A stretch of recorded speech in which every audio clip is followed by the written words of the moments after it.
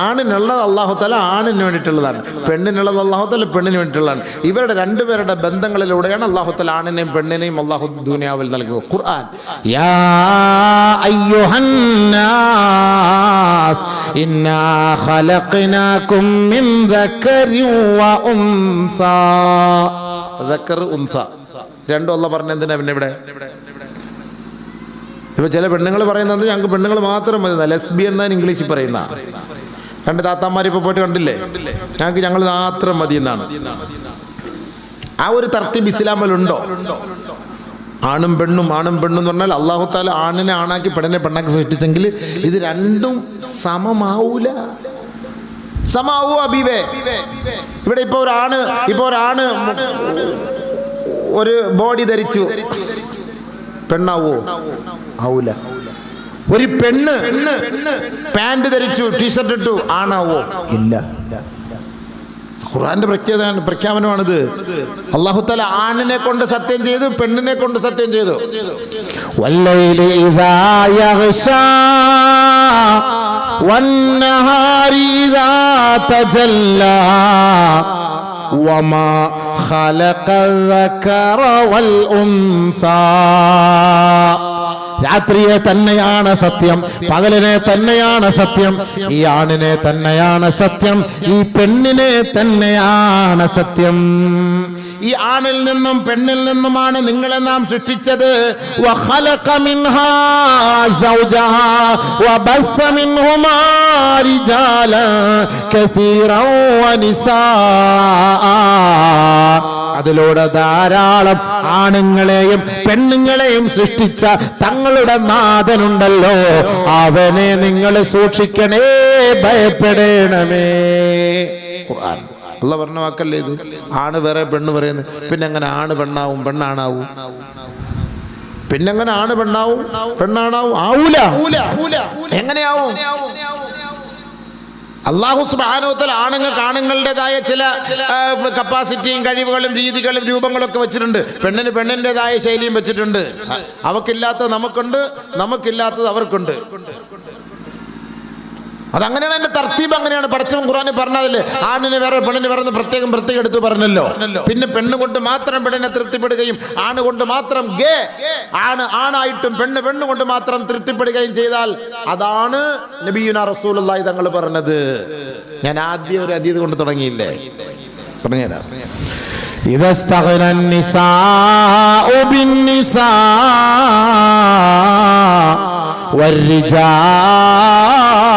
ബിർറിജാൽ.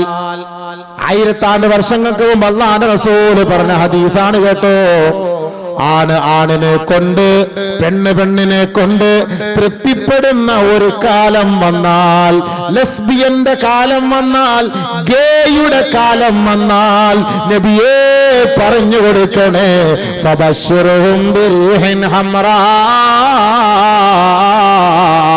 പ്രകൃതിക്ഷോഭങ്ങളെ കൊണ്ട് സന്തോഷ വാർത്ത അറിയിക്കണേ. കൊടുങ്കാറ്റടിക്കും കേട്ടോ, പ്രകൃതി ക്ഷോഭിക്കും കേട്ടോ, ഭൂമികുലുക്കമുണ്ടാകും, ഭൂകമ്പമുണ്ടാകും, ഉരുൾപൊട്ടലുണ്ടാകും കേട്ടോ.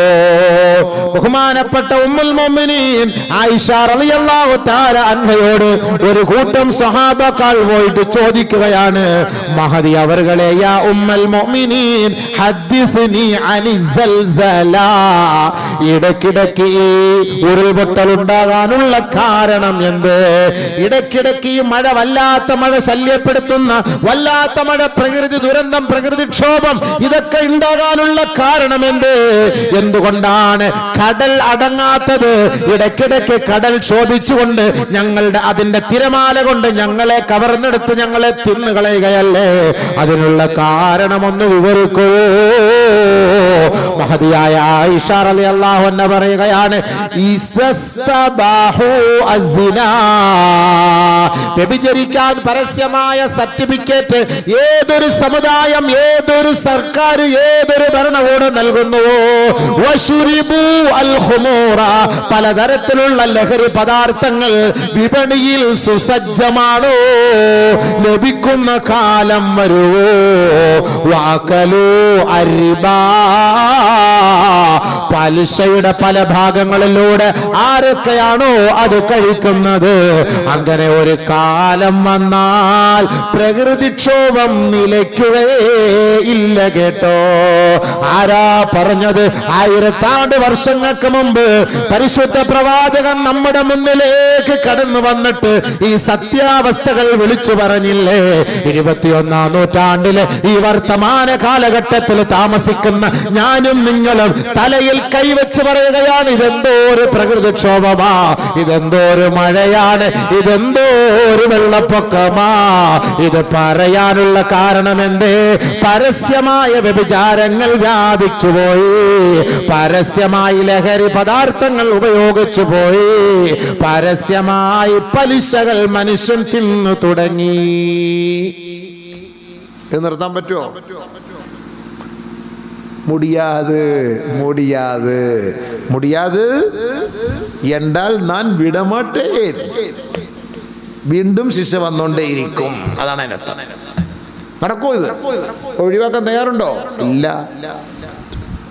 ഷട്ടർ പൊട്ടുക, ഡാമിന്റെ തന്നെ പൊട്ടുക, അള്ള കാക്കട്ടെ. അതെങ്ങാനും പൊട്ടിയാല് പിന്നെ നമുക്ക് കിടക്കാൻ പറ്റുമോ? ആര് രക്ഷപ്പെടുത്താൻ വരാൻ? തനിയെ പൊട്ടി അടുത്ത സമയത്ത് ഷട്ടർ വായിച്ചില്ലേ? പത്രത്തിൽ വായിച്ചില്ലേ? നിങ്ങൾ രണ്ടുപേരും തലയാട്ടണം. അല്ലെ ഞാൻ കള്ളത്തരം പറയുമെന്ന് വിചാരിക്കും. ചില പത്രം വായിക്കാത്തൊരു കൂട്ടത്തിലുണ്ട്. ഇല്ലേ ഉസ്താദ്? വായിച്ചില്ലേ? അതന്നെ, ഇടയ്ക്കിടയ്ക്കൊക്കെ വായിക്കണം, പത്രമൊക്കെ വായിക്കണം. തനിയെ ഷട്ടർ പൊട്ടിയത് അല്ലോ പടച്ചോ കാത്ത്. അതൊക്കെ അല്ല പിടിച്ചിരുത്തുന്നതാ. ഈ കടലിനെ അല്ല പിടിച്ചിരുത്തുന്ന. ഇവിടെ അടുത്തല്ലേ കടല്? എത്ര കിലോമീറ്റർ ഉണ്ട് ഇവിടുന്ന്? 12 കിലോമീറ്റർ വരും. 10 കടലിന് 10 കിലോമീറ്റർ വലിയ കാര്യമാണോ? 40 കിലോമീറ്റർ പത്തനാപുരത്തോട്ട് വലിയ കാര്യമാണോ? നിങ്ങൾ കടലിനടുത്ത് പോയിട്ട് നിന്നിട്ട് കടലിന്റെ ഉള്ളിലോട്ട് നിങ്ങൾ നോക്കിയിട്ടുണ്ടോ? നമ്മളെക്കാളും പൊങ്ങിയിട്ടാണോ അതുള്ളത്, താന്നിട്ടാണോ ഉള്ളത്? പൊങ്ങിട്ടല്ലേ? ശ്രദ്ധിച്ചിട്ടുണ്ടോ? 6 അടി മുകളിലോട്ടാണ് നിൽക്കുന്നത്. എന്തിനറിയോ? തെള്ളി നമ്മളെ അങ്ങാകത്തില്ല. അതിന്റെ തർത്തീവിൽ അല്ല ഇങ്ങനെ വെച്ചിരിക്കുകയാണ്. ലൈസ മിൻ ബഹരിൻ ഇല്ലാ ലൈസ മിൻ ലൈലത്തിൻ ഇല്ലാ വൽ ബഹറു യുശ്രിഫു ഫീഹാ 3 മററാത്ത്. എല്ലാ രാത്രിയും നമ്മൾ അഴീക്കൽ കടലിന്റെ ഓരത്ത് പോയിരുന്ന് ചീട്ട് കളിക്കുകയും നമ്മൾ RDX തിന്നുകയും കഞ്ചാവ് ലഹരി ഉപയോഗിക്കുകയും ചെയ്യുന്നില്ലേ? ഓർക്കണേ, ആ കടല് അള്ളാഹുവിനോട് പറയുകയാണ്, നാദാ, ഈ അഹങ്കാരികൾ എന്റെ മുന്നിൽ വന്ന് കാണിക്കുന്ന തമ്മാടിത്തരം കണ്ടിട്ട് എനിക്ക് സഹിക്കാൻ കഴിയുന്നില്ല. ഞാൻ ഇവരെ ഒന്ന് പിടിക്കട്ടെയോ അല്ലാ.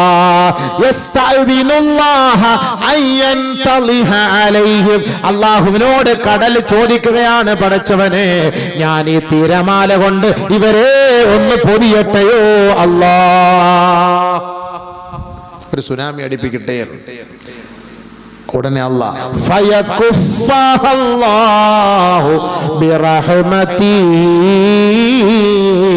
അള്ളാഹുവിന്റെ കാരുണ്യം കൊണ്ട് കടലിനോട് പറയും, അടങ്ങ് കടലേ, അടങ്ങണേ, അടങ്ങണേ. അതുകൊണ്ടാ സ്വസ്ഥമായിട്ട് അവിടെ കടൽ അവിടെ കിടക്കുന്നത്. ഇല്ലെങ്കിൽ നിങ്ങളുടെ ആ കല്ലുണ്ടല്ലോ, ആ ത്രികോണക്കല്ല്, ഇതൊന്നും കടലിനൊന്നും വലിയ കാര്യമൊന്നുമില്ല. വലിയ വലിയ ബഹുനില കെട്ടിടങ്ങളൊക്കെ എടുത്ത് പറിച്ചുകൊണ്ട് പോകുന്നത്. പിന്നെ ആ കല്ല് കൊണ്ട് കടലിനെ ഇങ്ങോട്ട് വരാതിരിക്കാൻ കല്ലിട്ടേക്കുക. ഇതൊക്കെ വലിയ കാര്യമായി. ഈ കല്ലിനെ അതിജയിച്ചിട്ട് എത്ര റോഡാ നശിപ്പിച്ചു കളഞ്ഞത്. പിന്നെ അള്ളാന്റെ കരുണയാണ്. അടങ്ങ് അടങ്ങ്. എല്ലാ ദിവസവും രാത്രി കടല് 3 പ്രാവശ്യം അള്ളാഹോട് പറയും, ഓ ഇവര് കാണിക്കുന്ന കണ്ടോ ഉടച്ചവനെ. ഒന്ന് ഞാനൊന്ന് സഹിക്ക വയ്യാതെ വരുമ്പോഴാണ് ഇടയ്ക്കിടയ്ക്ക് ഒരു ഇച്ചിരി ക്ഷോഭം ഒന്ന് കൂട്ടി പരിസരക്കാരെ ഒക്കെ ഒന്ന് പേടിപ്പിക്കുന്നത്. ഇത് അള്ളാഹ് പിടിച്ചു വെച്ചത് കൊണ്ടാണ്. അവൻ കരുണ നമ്മളോട് ചെയ്യുന്നത് കൊണ്ടാണ്. ഇല്ലെങ്കിൽ നമ്മളിപ്പോൾ 40 കിലോമീറ്റർ 50 കിലോമീറ്റർ അപ്പുറത്ത് കടന്നിട്ടൊന്നും കാര്യമൊന്നുമില്ല. വരേണ്ടത് അവിടെയും വരും. ഇതൊക്കെ ദുആ, അള്ളാന്റെ കരുണയാണ്, അവന്റെ കാരുണ്യമാണ്. അതുകൊണ്ട് നമ്മൾ ഇതിൽ നിന്നെല്ലാം വർജിക്കണം, ഒഴിവാകണം, അതിന് പരിശ്രമിക്കണം. കുറേശ്ശെ നമ്മൾ പരിശ്രമിക്കണം. ബോധവൽക്കരണം നടത്തണം. നമ്മുടെ ചെറുപ്പക്കാരെ വിളിക്കണം. നമ്മൾ മനസ്സിലാക്കേണ്ടത് നമ്മുടെ വാപ്പയും ഉമ്മയും അവരവരുടെ വീട്ടിലെ മക്കളെ അവർ നന്നാക്കുക. അതാണ് ഞാൻ പറയുന്നത്. നമ്മൾ നാട്ടുകാരെ മൊത്തം നന്നാക്കാൻ പറ്റൂല. ഇപ്പൊ ഇവിടെ വെള്ളം അടിക്കുന്ന വന്ന് വാത് വെക്കാൻ വരുമോ? ഇപ്പൊ ഉസ്താദ് പറയും, ഇപ്പൊ സാമൂഹിക ലഹരി, സാമൂഹിക തിന്മകൾക്കെതിരെ ഉസ്താദ് ഒരു പ്രഭാഷണം നടത്തണം. അതെ, ഓക്കെ, ഞാനിപ്പോ ഇവിടെ ഒന്ന് പ്രഭാഷണം നടത്തണമെങ്കിൽ വെള്ളം അടിക്കുന്ന വരണ്ടേ സദസ്സിൽ? കഞ്ചാവ് കഴിക്കുന്ന വരണേ. ഇവിടെ കുറേ മുത്തല്ലിമീങ്ങളും ആലിമീങ്ങളും ഉസ്താദന്മാരും പണ്ഡിതന്മാരും ഉമറാക്കളും 5 നേരം ഇബാദത്തുള്ളവരൊക്കെ ഇവിടെ വന്നിരിക്കുന്നത്. ഞങ്ങൾക്ക് ഇതുമായിട്ട് യാതൊരു ബന്ധവുമില്ല. ഈ വാത് നിങ്ങൾക്കാണ് ഉള്ളത്. അപ്പോൾ നിങ്ങൾ വെള്ളം അടിക്കുന്നവരാ, പിന്നെ ആരെടുത്ത് ഇത് പറയാൻ? അവ ഇപ്പം മറ്റേ ഐറ്റം അടിച്ചോണ്ട് അവിടെ ഇങ്ങനെ പഴയ ഐശ്വര്യെല്ലാം കണ്ടിട്ട് ഇങ്ങനെ ഇരിക്കുകയാണ് സംഭവം. അവനിപ്പോൾ ഇവിടെ വാത് കേൾക്കാൻ വരാൻ പോവാ. പിന്നെ ഇത് ആരോടാ പറയുക? അതുകൊണ്ട് ഞാൻ പറയുന്നു, ഈ വാള് നിങ്ങളുടെ മക്കൾക്ക് വേണ്ടി വാപ്പമാരും ഉമ്മമാരും കേൾക്കും. എന്നിട്ട് നിങ്ങളുടെ വാപ്പ കണ്ട, അതുകൊണ്ടാണ് സഹിക്കവയ്യാതെയാണ് ഒരു വാപ്പ ആ പെൺകുട്ടിയെ പല നിലയ്ക്ക് ഉപദേശിച്ചു. ഇതിൽ നിന്ന് ഒഴിവാകാൻ ഗതിയില്ലാതെയാണ് ആ വാപ്പ തൻ്റെ മകളെ കഴുത്തറുത്ത് കൊന്നത്. നമ്മൾ കണ്ടല്ലേ? കാസർഗോഡൊന്നും അല്ല. നിങ്ങൾ ആരാണ്ടൊക്കെ പറഞ്ഞത് കാസർഗോഡുള്ള പെണ്ണാണെന്ന്. കാസർഗോഡൊന്നും അല്ല, അതൊക്കെ ഹൈദരാബാദിലും കണ്ടാണെന്ന സംഭവമാണത്. സംഭവിച്ചില്ല. ഇത് എന്തുകൊണ്ടാ? അൺസഹിക്കബിൾ. വാപ്പ പറഞ്ഞു മടുത്തു. ഇനി രക്ഷയില്ല എന്ന് മനസ്സിലാക്കിയിട്ട് കൊന്നു കളഞ്ഞു. പിന്നെ അല്ലാണ്ട് എന്ത് ചെയ്യാൻ എന്ന് പറഞ്ഞാൽ നമ്മുടെ മക്കളെ നമ്മൾ കൊന്നു കളയണമെന്നല്ല പറഞ്ഞത്. നമ്മുടെ മക്കളെ നമ്മൾ ചെറുതായി കൊന്നുകൊണ്ടിരിക്കുകയാണ്. യുവത്വം എന്ന് പറയുന്നത് ശബാബത്ത് എന്ന് പറയുന്നത്, യുവത്വം എന്ന് പറയുന്നത് ഒരു തരം ജുനൂൻ, ഭ്രാന്താണെന്നാണ്. എന്തായാലും ഭ്രാന്താണത്. അതുകൊണ്ടാണ് അവൻ്റെ മുടിയൊക്കെ കണ്ടില്ലേ, ഇന്ന് ഓരോരുത്തന്മാരുടെ മുടി സ്പ്രിങ് മുടി പോലെ. ഭ്രാന്തൻ. ഇവനൊക്കെ വിചാരിക്കുന്നത് എന്തോ ഭയങ്കര കാര്യമാണെന്ന്. നാറിയിട്ട് തൊല്ലയാൽ അതിൻ്റെ അടുത്ത് വരുന്നിട്ട് ഇങ്ങനെ സ്പ്രിങ് പോലെ ഫുള്ള് എന്താ ആക്കി വെച്ചിരിക്കുകയാണ്. അല്ലാഹു സുബ്ഹാനഹു വ തആല എത്ര സൗന്ദര്യം കൊടുത്തു, എത്ര സുന്ദരനാക്കി മാറ്റി. എന്നിട്ട് ഇവൻ പെണ്ണിന്റെ കോലത്തിൽ നടക്കുന്നു. ഇതാണ് നബി തങ്ങൾ പറഞ്ഞത്, ഒരു കാലം വരും ആണ് പെണ്ണിന്റെ വേഷം ധരിക്കും, പെണ്ണ് ആണിന്റെ വേഷം ധരിക്കും. കറക്റ്റ് സംഭവിച്ചില്ലേ? നബിയുനാ റസൂലുള്ളാഹി സ്വല്ലല്ലാഹു അലൈഹി വസല്ലമ തങ്ങൾ പറയുകയാണ്, കേട്ടോ, അർബഅത്തുൻ യുസ്ബിഹൂന ഫീ ഗളബില്ലാഹ് വയുംസൂന ഫീ സഖത്തില്ലാഹ്. 4 വിഭാഗം ആളുകൾ അല്ലാഹു തആല ആർശിന്റെ മുകളിൽ നിന്ന് അവരെ ശപിക്കുകയാണ്. രാവിലെയും വൈകിട്ടും അവരുടെ മേൽ ശാപം ഇറങ്ങിക്കൊണ്ടേയിരിക്കും. 4 വിഭാഗം ആളുകൾ. ഒന്ന് അൽ മുതശബ്ബിഹൂന മിനർ റിജാലി ബിന്നിസാ. പുരുഷൻ സ്ത്രീയുടെ വേഷം കെട്ടുന്ന പുരുഷനെ അല്ലാഹു ശപിച്ചുകൊണ്ടിരിക്കുകയാണ്. സ്ത്രീയുടെ വേഷം കെട്ടുന്ന പുരുഷൻ, സ്ത്രീയുടെ കൂട്ടും മുടി. ചില ആണുങ്ങളെ കണ്ടിട്ടാ, ഈ പണ്ടൊക്കെ പെണ്ണുങ്ങൾ മുടി ഇവിടെ ഇങ്ങനെ കെട്ടിവെക്കൂലേ, കാസ്നാമിൽ ബഖർ എന്ന് പറയുന്ന ഹദീസിൽ പറയുന്നതിനാണ്. ഈ ഒട്ടകത്തിന്റെ പൂഞ്ഞു പോലെ ഇങ്ങനെ മുടിയൊക്കെ ഇങ്ങനെ കെട്ടിവെക്കുന്ന. അതേപോലെ ഇപ്പൊ നമ്മുടെ ചെറുപ്പക്കാരും മുടി ഇങ്ങനെ ഇവിടെ കെട്ടിവെക്കാറുണ്ട്. കണ്ടിട്ടുണ്ടാ? നിങ്ങൾ കണ്ടിട്ടുണ്ടാ? ആ ഉണ്ട്. കണ്ടിട്ടില്ലേ? ബാ കാണിച്ചാല. ആണാണ് പെണ്ണാണ്. ബാ കണ്ടില്ലേ? കണ്ടിട്ടുണ്ടെന്ന് ചോദിക്കണം. കണ്ടില്ലേ? ചില ഹോട്ടലിലൊക്കെ പോലെ കാണാം ഇങ്ങനെ കൂട്ടിയിട്ട് നബി സല്ലല്ലാഹു അലൈഹി വസല്ലം പെണ്ണിന്റെ കൂടെ. അതേപോലെ പെണ്ണുങ്ങൾ ഇടുന്ന ചെയിൻ, കഴുത്തിലിടുന്ന ചെയിൻ ആണുങ്ങൾ ഇടുന്നു. കൊച്ചു കുട്ടികൾക്ക് വരെ ഈ വാപ്പാമാർ ഇട്ട് കൊടുക്കുന്നു പള്ളിയിൽ കൊണ്ടുവരാൻ. ഈ ചെയിൻ വെള്ളിയുടെ ചെയിൻ. വെള്ളിയുടെ ചെയിൻ എന്ന് പറയുന്നത് ഒരു വെള്ളി മോതിരം മാത്രമാണ് പുരുഷന് ഹലാൽ. അല്ലാതെ ഒന്നും ഹലാലില്ല. വളയം ചെറുപ്പക്കാരിടുന്നു. കാത് കുത്തുന്നു ചെറുപ്പക്കാർ, അല്ലേ? ഇതെല്ലാം ഞാൻ പറഞ്ഞൊക്കെ ഇല്ലേ? ഇതൊക്കെ ആരുടെ പണിയാ? ഈ മറയ്ക്കപ്പുറത്തിരിക്കുന്നവരുടെ പരിപാടിയാണ് ഇതൊക്കെ അവരുപയോഗിക്കേണ്ടതാണ്. അത് നമ്മൾ ഏറ്റെടുത്തു. അവരുടെ ഡ്രസ്സ് നമ്മൾ ധരിക്കാൻ തുടങ്ങി. ഇന്നിപ്പം പെണ്ണുങ്ങളൊക്കെ ഈ കണങ്കാലിൻ്റെ മുകളിലാണ് അവരുടെ പാൻറ്റ്. കണ്ടുണ്ടോ? അവരുടെ പാൻറ്റ് കണങ്കാലിൻ്റെ മുകളിലാണ് അവരുടെ പാൻറ്റ്. എന്നിട്ട് ടീഷർട്ട് ഇടും. ഇത് യഥാർത്ഥത്തിൽ ആണുങ്ങളുടെ വസ്ത്രമാണ്. കണങ്കാലിൻ്റെ മുകളിൽ വേണം പാൻറ്റ് ധരിക്കാൻ ഇസ്ലാമിൽ പുരുഷന്മാർക്ക് അനുവദിച്ചിരിക്കുന്നത്. ഇതെന്ന് പെണ്ണ് ഏറ്റെടുത്തു. അവരുടെ വസ്ത്രം നമ്മൾ ഏറ്റെടുത്തു. പെണ്ണ് ആണിന്റെ വസ്ത്രം ധരിക്കും, ആണ് പെണ്ണിന്റെ വസ്ത്രം ധരിക്കും. നബിയുനാ റസൂലുള്ളാഹി സ്വല്ലല്ലാഹു അലൈഹി വസല്ലമ തങ്ങൾ അതാണ് പറഞ്ഞത്. 4 വിഭാഗം ആളുകളെ അല്ലാഹു ശപിക്കുകയാണ്. അതിലൊന്ന് അൽ മുതശബ്ബിഹൂന മിനൻ നിസാഇ അൽ മുതശബ്ബിഹൂന മിനർ റിജാലി ബിന്നിസാ. സ്ത്രീകളുടെ വേഷം കെട്ടുന്ന പുരുഷന്മാരെ അല്ലാഹു ശപിച്ചിരിക്കുന്നു. 2 വൽ മുതശബ്ബിഹാതു മിനൻ നിസാഇ ബിർരിജാൽ. പുരുഷന്മാരുടെ വേഷം കെട്ടുന്ന സ്ത്രീകളെയും അല്ലാഹു ശപിച്ചിരിക്കുന്നു. ലഅനല്ലാഹു റജുലാ, ഒരു പുരുഷനെ അല്ലാഹു ശപിച്ചു. യൽബസു ലിബ്സതൽ മർആ, പെണ്ണിന്റെ വസ്ത്രം അവൻ ധരിച്ചാൽ അവനെ അല്ലാഹു ശപിച്ചു. ലഅനല്ലാഹു ഇംറാഅതൻ, ഒരു പെണ്ണിനെ അല്ലാഹു ശപിച്ചു. തൽബസു ലിബ്സതർ റജുലി, ഒരു പുരുഷന്റെ വസ്ത്രം അവൾ ധരിക്കുന്നു, അതിന്റെ പേരിൽ അല്ലാഹു അവളെയും ശപിച്ചു. കമാ ഖാല റസൂലുള്ളാഹി. ഇതാണ് ബർക്കത്തില്ലാത്ത ജീവിതത്തിൽ ബർക്കത്തില്ല. പറയട്ടെ, യൂണിഫോമേ നമുക്ക് കുറ്റം പറയാൻ പറ്റുമോ? ഈ സാമാനൊക്കെ ഇരിക്കുന്നതിന് നാളെ എന്നെ പൊക്കിക്കൊണ്ട് പോകാൻ ഒന്നും പറയാൻ പറ്റൂലല്ലോ. ഇപ്പം അവർക്കിപ്പോൾ ജോലിയൊന്നും ചോദിക്കൊണ്ട് പോയി ആരെ ചോദിക്കാനാ? യൂണിഫോമിൻ്റെ ഇപ്പം അങ്ങനെയാണ്, എന്ത് ചെയ്യാൻ പറ്റും? സമത്വവാദം എന്ന് പറഞ്ഞിട്ട് ആണ് പെണ്ണിൻ്റെ കൂടെ ഇപ്പോൾ ഇരുത്തണം, അപ്പുറത്തിരുന്നോണം. അല്ലാ, മടിയിലൊക്കെ ഇരുത്തണം. ഈ അടുത്ത സമയത്ത് കണ്ടില്ലേ ഒരു വെറ്റി ഷർട്ട് പൊളിച്ച് കളഞ്ഞത്, മടിക്കറ്റി ഇരുത്തുന്നു. ശ്രീകാര്യം കോളേജിലോട്ട് വാ, കാണിച്ചു തരാം. ശ്രീകാര്യത്ത് വാ, കാണിച്ചു തരാം. ആണും പെണ്ണും. ഞങ്ങളുടെ നാട്ടിലോട്ട് വാ, തിരുവനന്തപുരത്തോട്ട് വാ, കോളേജിൽ കാണിച്ചു തരാം. പരസ്യമായിട്ട് പെണ്ണുങ്ങളെ നമ്മൾ വേണമെങ്കിൽ മാറി പൊയ്ക്കോണം. ഫയസ്തഹീ മിൻഹും, നമ്മൾ അവളിൽ നിന്ന് പൊയ്ക്കോണം പരസ്യമായിട്ട് രംഗത്ത്. ഒരതീത് ഞാൻ തരട്ടെ, അത് തന്നെ നബിതങ്ങൾ പറഞ്ഞ എല്ലാം ഉണ്ടപ്പ. ഇതെല്ലാം കണ്ടിട്ട് നമ്മൾ വലിയ അത്ഭുതപ്പെടാനൊന്നുമില്ല. ഇതൊക്കെ പറഞ്ഞ് സമയം തീരാറായി കേട്ടോ. വേണമെങ്കിൽ ഇസ്തിഗ്ഫാറും ഇബാദത്തും ഒക്കെ ചെയ്ത് കഴിഞ്ഞു കുടിക്കോ, കബറിലെങ്കിലും പോയിട്ട് രക്ഷപ്പെടാം. സമയം തീരാറായി. കാരണം നബി സല്ലല്ലാഹു അലൈഹി വസല്ലം തങ്ങൾ പറഞ്ഞ ഏകദേശമുള്ള അടയാളങ്ങളൊക്കെ ഇപ്പോൾ വലിയ അടയാളങ്ങളേ ഉള്ളൂ. ചെറിയ അടയാളങ്ങളൊക്കെ വന്നു കഴിഞ്ഞു. കാരണം ആണെന്ന് പറഞ്ഞാൽ അതാ ഈ ആദ്യം തോന്നിക്കൊണ്ട് വരുന്നത്. അപ്പൊ ആണിന്റെ വേഷം ധരിക്കുന്ന പെണ്ണ്, പെണ്ണിന്റെ വേഷം ധരിക്കുന്ന ആണ്. 3 വല്ലദീ യഅതി അസ്സകറ, ആണുങ്ങളോട് സൊഡോമി, പ്രകൃതി വിരുദ്ധമായ പരിപാടിക്ക് പോകുന്നവർ. വല്ലദീ യഅതി അൽ ബഹീമാ, മൃഗങ്ങളോട് വേഴ്ച ചെയ്യാൻ പോകുന്നവർ. ഇപ്പോഴത്തെ പുതിയ പാഠപുസ്തകത്തിലൊക്കെ ഇനി 40-ാമത്തെ അധ്യായത്തിൽ ഒരു ദിവസം നമ്മൾ മൃഗം ആവണമെന്നൊക്കെ വരുന്നുണ്ട്. അതുകൊണ്ടാണ് ഭൂരിപക്ഷം പണ്ഡിതന്മാർ ഇതിനൊക്കെ എതിർക്കുന്നത്. ഈ പാഠ്യ പദ്ധതി പറ്റൂല, ഒരു ദിവസം മൃഗം ആവണമെന്ന്. നമ്മൾ ഒന്നാമത് ഇപ്പോഴേ മൃഗമായിട്ടിരിക്കുകയാണ്. ഇനിയിപ്പോൾ അതിൻ്റെ അടുത്ത് ഇനി എന്തിനു മൃഗമാവാൻ പോണത്? മൃഗം എന്ന് പറഞ്ഞു കഴിഞ്ഞാൽ എന്താ? അവർക്ക് ഇഷ്ടമുള്ള സ്ഥലത്ത് വെച്ച് അവർക്ക് വേഴ്ച ചെയ്യാം. അതാണ് ആ മൃഗം എന്ന് പറയുന്നതിൻ്റെ അർത്ഥം. എന്ന് പറഞ്ഞാൽ ഇഷ്ടമുള്ള പോലെ നിങ്ങൾക്ക് വേഴ്ച ആണെങ്കിൽ ആണെന്നുമില്ല, പെണ്ണെന്നുമില്ല, ആർക്ക് വേണമെങ്കിൽ അങ്ങോട്ടും ഇങ്ങോട്ടും ഒക്കെ വേഴ്ച ചെയ്യാം എന്നാണ് ആ പറഞ്ഞു വന്നതിൻ്റെ അർത്ഥം. അപ്പോൾ ഒരു ദിവസം നിനക്ക് അങ്ങനെ ആയിക്കോണം, ഒരു ദിവസത്തേക്കുള്ള അനുവാദം ഇജാസത്ത് തന്നിട്ടുണ്ട്. ഇല്ല, ഡിസംബർ 31 ബീച്ചിലെ ലൈറ്റ് അണയ്ക്കുന്നത് പോലെ 5 മിനിറ്റത്തേക്ക് ബീച്ചിൽ ലൈറ്റ് അണയ്ക്കും. അന്നേരത്തേക്കെല്ലാം നോക്കി വയ്ക്കും, ആരുടെ മണ്ടയിൽ ചാടിക്കയറണം, ആരുടെ അടുത്ത് പോകണം എന്നൊക്കെ ഉള്ളത്. ഇതൊക്കെ ആദ്യമൊക്കെ നോക്കി പറഞ്ഞ് റെഡിയാക്കി വെച്ചിട്ട് വേണം ലൈറ്റ് അണയ്ക്കാൻ എന്താ. അങ്ങനെയൊക്കെ സിസ്റ്റങ്ങളുണ്ട്. അപ്പോൾ എന്നതുപോലെയാണ് ഒരു ദിവസം മൃഗമാവണോ നമ്മൾ ഒന്ന് ഗതികേടെ. മൃഗം എന്ന് പറഞ്ഞാൽ എന്താ? പട്ടി. ഒന്നാമത് പട്ടി കാണുന്നില്ലേ?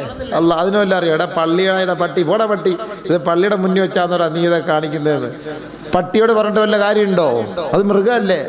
ആടുകൾ, നമ്മുടെ വീട്ടിലൊക്കെ ആടിനെ വളർത്തിയപ്പോൾ ഞാൻ ഈ ആടിനെ വളർത്തി നോക്കി. ഇപ്പോൾ കൊറോണ വന്നപ്പോൾ അപ്പോഴാണ് മനസ്സിലായത്, പെൺമക്കളൊക്കെ ഉള്ള വീട്ടിൽ നിന്ന് ആടിനെ വളർത്താൻ പറ്റൂല. അയ്യേ, നാണം കെട്ടുപോയില്ല. ആകെ ഇടങ്ങറായിപ്പോയി നമ്മൾ. പിള്ളേർ ചോദിക്കാണ്, വാപ്പിച്ച് ഇതെന്ത് സംഭവം എന്ന്. ഞാൻ എന്താ മറുപടി പറയുക? ആകെ കുടുങ്ങിപ്പോയി. ഒരു ഹയാണിത്, നാണം കെട്ട പരിപാടിയായിപ്പോയി ഇത്. സത്യമായിട്ട് ഞാൻ ജീവിതത്തിൽ അനുഭവിച്ചപ്പോൾ എനിക്ക് ഇത് പഠിക്കാൻ പറ്റിയ ഒരുപാട് കാര്യങ്ങളാണ്. ചുമ്മാ ഒരു ബർക്കത്താണല്ലോ എന്ന് കരുതി ആണുങ്ങളെ ആടിനെ വളർത്താനാണ്. കാരണം അത് മൃഗമാണ്, അതിനറിയില്ല ഇത് ഉപ്പാണ് ഇത് ഉമ്മാണെന്നല്ല, അതിനുമല്ല അറിയാം. അത് മൃഗമാണ്. അതിൻ്റെ പരിപാടി അങ്ങനെയാണ്. നമ്മളിവരെ കുറ്റം പറഞ്ഞിട്ട് കാര്യമില്ല.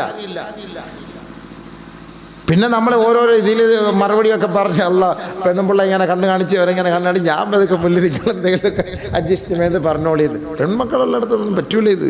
ഇതൊക്കെ ഭയങ്കര ഐബ് കെട്ട പരിപാടിയാണല്ലോ. സുന്നത്താണ്, പക്ഷെ പറഞ്ഞിട്ട് കാര്യമില്ലല്ലോ. നിനക്ക് എന്ത് മറുപടി നമ്മൾ കണ്ടെത്തും? ആരോട് എങ്ങനെ പറയൂത്?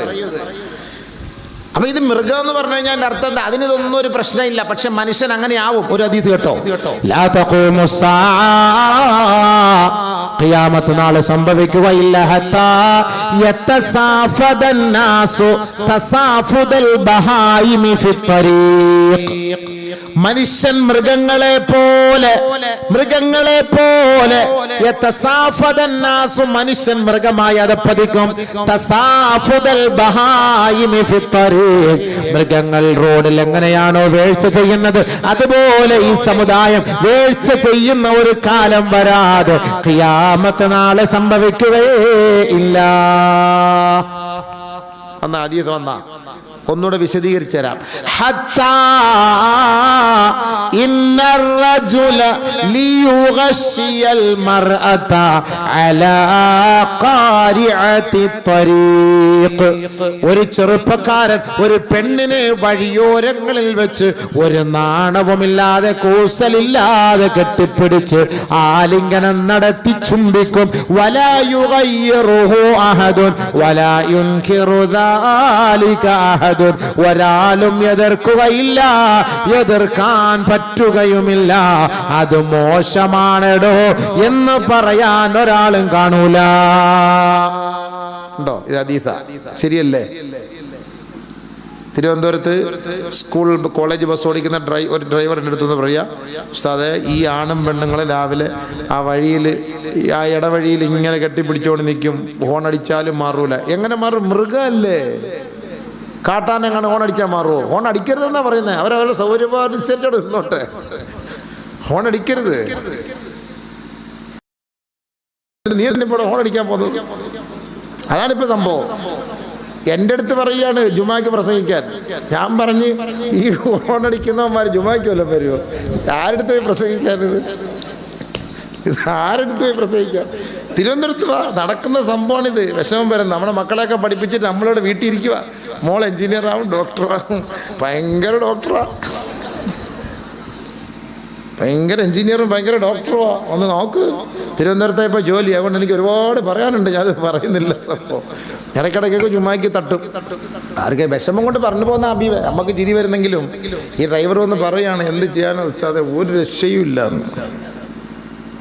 അതാണ് അവസ്ഥ. അങ്ങനെയാണ് ഇപ്പോൾ അബീവേ. നമുക്ക് ഈ തലയിൽ തട്ടവിട്ട് മറുതായൊക്കെ ഇട്ടിട്ട് പിള്ളേരെ കാണിക്കുന്ന കാണുമ്പം ആകെ മനസ്സിന് വിഷമവും വരും. എന്ത് ചെയ്യാനാ? ഈ പണ്ടാരൊക്കെ ഉരിഞ്ഞും കള, എന്നിട്ടും എന്തോ പോയി ചെയ്യും.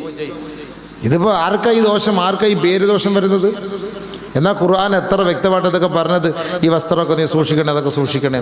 മൃഗങ്ങളെ പോലെ വേഴ്ച ചെയ്യുന്ന ഒരു കാലം വരുമെന്ന്. റോഡ് സൈഡിൽ ആർക്കും മിണ്ടാൻ പറ്റൂല. നമ്മളെങ്ങാനും പെണ്ണെ ഇത് പാടില്ല എന്ന് പറഞ്ഞാൽ അവൾ ഉടനെ കോടതിയിൽ പോയി പറയും, ആ മുസ്ലിയാരനെ കയറി പിടിച്ചെന്ന് പറയും. തീർന്നില്ല നമ്മൾ. പിന്നെ നമ്മൾ നേരത്തെ പറഞ്ഞ ആളുടെ കൂടെ പോകേണ്ടി വരും. ആരും വരില്ല. കേസ് നോക്ക പോക്സോ എന്നെങ്ങാനും വന്നാൽ തിരിഞ്ഞു പോലും നോക്കത്തില്ല, ഒരു ദുആയും സ്വീകരിക്കുകയില്ല. അള്ളാഹു കാത്തുരക്ഷിക്കട്ടെ. പറയാൻ പറ്റൂല. ഹദീസ നബി തങ്ങൾ പറഞ്ഞാണ്, ഒന്നും പറയാൻ പറ്റൂലെന്ന്. അങ്ങനെ ഈമാനോടെ പറയാൻ ആ കാലഘട്ടത്തിൽ ആരെങ്കിലും ഉണ്ടെങ്കിൽ അവരുടെ സ്ഥാനം അബൂബക്കർ, ഉമർ, ഉസ്മാൻ, അലി റളിയല്ലാഹു തആല അൻഹും അവരുടെ സ്ഥാനത്താണെന്ന് നബിയുനാ റസൂലുള്ളാഹി. മാഷാ അല്ലാഹ്.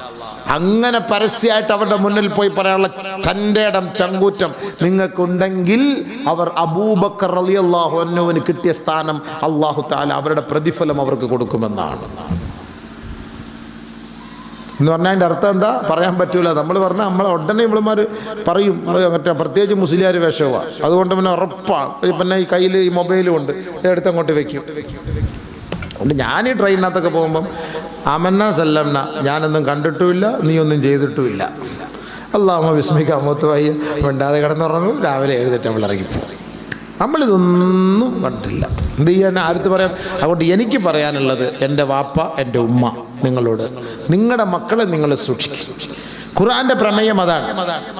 ലാ തത്തബിഉ ഖുതുവാതി ശൈത്താൻ വമൻ യത്തബിഉ ഖുതുവാതി ശൈത്താൻ ഫഇന്നഹു യഅമുറു ബിൽ ഫഹ്ശാഇ വൽ മുൻകർ. പിശാചിന്റെ വഴികളെ നിങ്ങൾ പിൻപറ്റരുത്. സത്യവിശ്വാസികളെ, അവൻ നമുക്ക് ഉത്ബോധനം നൽകുന്നത് നീചവും നികൃഷ്ടവുമായ കാര്യങ്ങളാണ്.